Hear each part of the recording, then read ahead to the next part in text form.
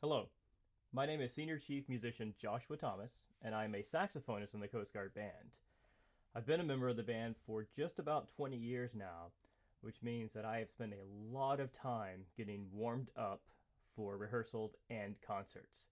And through most of that time, I've followed a very similar routine, and this also happens to be the same one that I prescribe to a lot of my students. The reason I sort of like what I do is because it is adjustable to anyone's level and to what you are working on at that moment. So there's 3 points to it that I'll go through each one and discuss how I do it and how maybe you can choose to do that in your own warm up. Although first I want to talk about why we even warm up. And I usually describe it as or relate it to a sports event. If you're going to go run a race, play in a basketball game, or do any kind of competitive sports, you would probably spend a little time getting your muscles warmed up.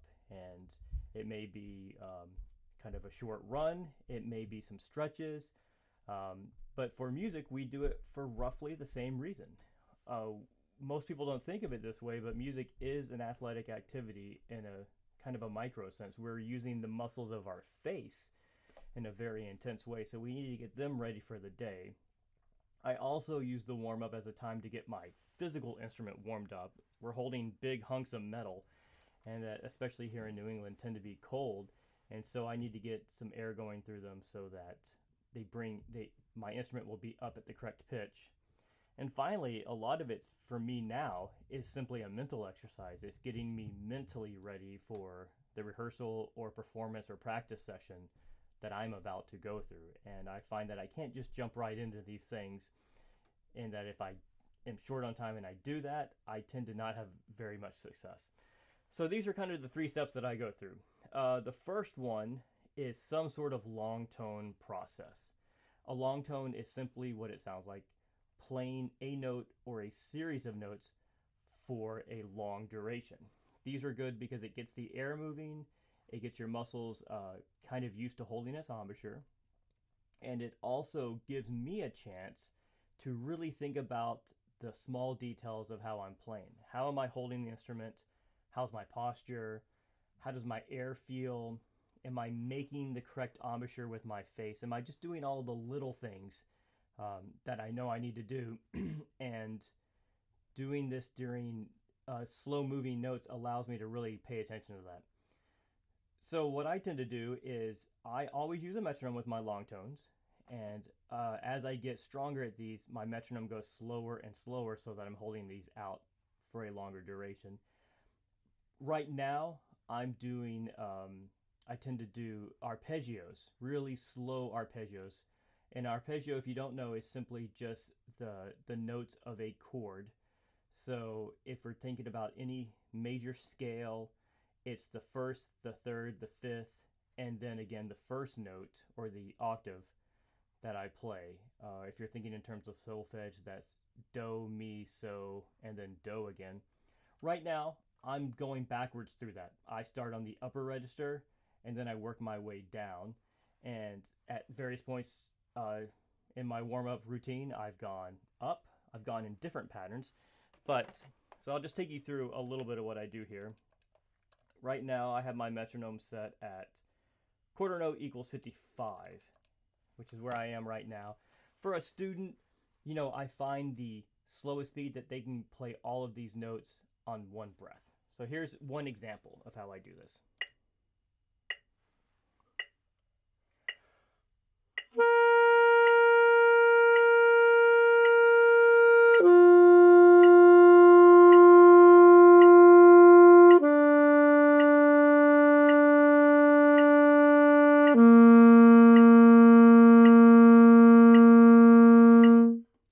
I give it 4 beats, and then I go down a half step.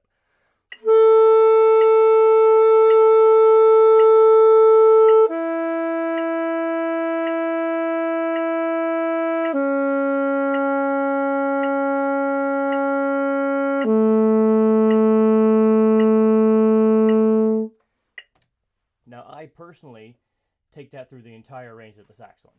I continue as low as I can go, and then I start back where I was, and I continue up as high as I can go. Now for students, I change this. So if it's a young student, I may just say, let's take a scale that you know, say the concert B flat scale, and play each note as long as you can. Take a breath and then go to the next note and play that as long as you can. And they do that through one octave, and that's fairly simple. If they have a metronome, or if they have the headspace to do that, I'll prescribe a speed. As they get stronger, I maybe say, let's pick a different scale. Let's take a scale that you don't know very well, and playing it this slow allows you the space to think about the next note and to gain a new skill at the same time. Another really common way of doing this is to go in half steps, which is our chromatic scale. And the pattern would be, say, 2 whole notes that are slurred together, and you just descend or ascend by half steps. So it might be...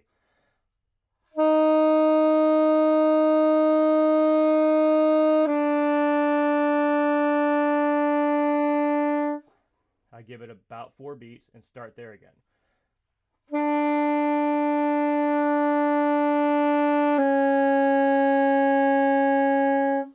And again, I go through the whole range of the horn. I think as saxophonists, that's important because realistically, compared to a lot of other instruments, it's not difficult to play through the entire range of our instrument. And from a very young age, you can hit every note on the instrument as long as you can reach the keys. There's no reason you can't play all the way to a low B flat and then all the way up to a high F or high F sharp if your horn has that function, or has that key on it. So I make that a scalable pattern based on the age. If I have, an older student who's trying to learn some new skills, say they're trying to learn their dominant 7th chord because they're getting into improvisation, then the long tones will just simply be dominant 7th chords, and we'll start on different parts of the chords, and that way it's just another chance to reinforce those chords under their fingers. So I haven't done the same pattern my whole career. I've always changed it for some reason that I'm trying to work on at that moment. So that's the long tone. That's the bulk of my warm-up. That takes the longest time. For me, it takes about 10 to 12 minutes. I always do something technical, and for the most part, this is some sort of scale pattern. I always use the metronome for this, and I'm starting off playing scales at a slow enough speed that I can handle it, and then I maybe build up to speeds that are harder for me. For most students, this is just going to be a 1 or 2 octave major scale. As my students get better, I tend to have them play full range scales, which I won't talk about too much, but simply means that you play the entire range of the instrument in your hand in one key, so that you hit every note on the horn. So for instance, if I'm playing my G major scale, I'm going to play the traditional 1 octave of that, but then I'm going to keep ascending all the way up to my high F sharp, because that's as high as my horn will go. And then I'm going to turn around and go back down to that first G, and then descend all the way to my low B and back to the G. So it sounds like...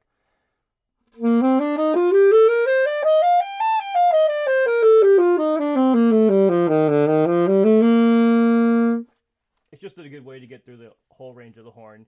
And it, again, at a slow enough speed, is something that even young students can do. I've easily had middle school students playing the scales they're familiar with in full range. And again, I always use the metronome because I'm trying to warm up that sense of time inside my own body. And then finally, and certainly not least, is I work on tuning, because I want to get the sense of where I feel for the day for tuning. There's a lot of different ways to do this, but I tend to use drones, and I have there's a lot of ways to get a drone. You can some tuners will play a pitch for you. I use a thing called the tuning CD, and I actually, in my practice room here, I have it hooked up through a speaker, so it sounds like this. If it turns on, there it is. So this is a concert B flat. This is a concert B flat, and what I'll do is I'll tune that pitch, and then I'll tune the parts of the chord or the scale.